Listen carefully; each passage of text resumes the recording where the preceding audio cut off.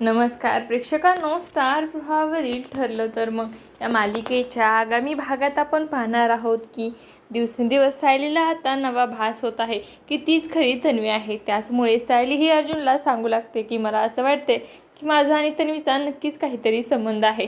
तर अर्जुन म्हणतो की मी सुद्धा हे नोटीस करतोय, तन्वीचे रिलेटेड सगळ्या गोष्टी तुला रिलेट करतायत। तन्वीच लहानपणीचं वागणं आणि तुझं वागणं अगदी मॅच होतंय। तर सायली शेवटी तिच्या मनातलं सत्य अर्जुनला सांगते की मला लहान तन्वी दिसते। त्या दिवशी तुम्ही मला विचारलं होतं ना की मी गार्डनमध्ये बेशुद्ध कशी पडले होते, त्या झाडाखाली मला तन्वी दिसत होती आणि माझं डोकं जाम झालं होतं। तर देवाकडे प्रार्थना म्हणताना सुद्धा सायलीला आता भास होऊ लागतो की हे सगळं तिच्यासोबत अगोदर झालंय। तिला सारख्या लहान तन्वीचा भास होत असतो। तर रविराज घरी आलेला असतो आणि सायलीला शुभंकरोती म्हणताना बघून त्याला लहानपणीची तन्वी आठवण येते। तो गोंधळतो की सायलीच्या रूपात जणू त्याची तन्वीच मिळाली आहे।